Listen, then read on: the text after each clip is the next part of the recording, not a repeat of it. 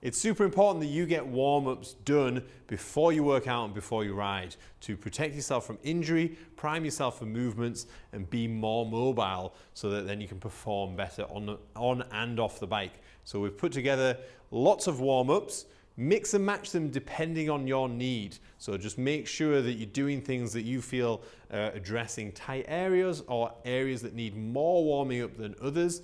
But if you're in doubt, then do some of the general ones that we put together. The flow of it should be right. So a heart-raising element at the start, which is generally a row, bike, run, skip, something like that. It's important that you do that before any of the stretching stuff.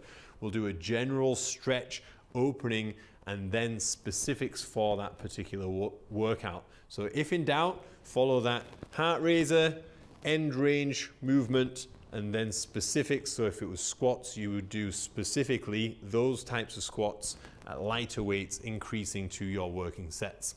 So we'll get on with a general warm-up. This is going to be applicable for almost all of these warm-ups and time dependent. We will have some shorter ones in a second, but it's important that after your row, your bike, and all of the heart-raising options that you have, what I like to do is address each area and just open up and get some movement through. So it's easy to think start on wrists and work your way down, or start on ankles, work your way up. So just do some wrist opening and mobility, fingers together, linking, rolling, maybe for about 30-40 seconds. Then opening up of the arms, nice wide shoulders, changing directions. 15 to 20 each side. Open wide and cross over the front. Quite a few times. Try not to send your arms back too fast and create more tension in your shoulder. What you want to do is just prime muscles, get to end ranges. So one up, one down, swapping over. And there we are, shoulders, wrists, upper body, pretty much warm and ready to do some more specific opening. Then, moving down to lower back and hips, it's important that you stay braced and practice this bracing so that the warm-up is going to be reflective on what you're going to be doing during workouts to keep safe. So bending over, you're going to touch toes and spring up. So this is quite a dynamic movement. It's not a static stretch, but it's a good chance to practice a hinge whilst not rounding at the lower back. So just go down with reasonably straight legs a few times. You do 10 of those. Then a Cossack squat, which is one leg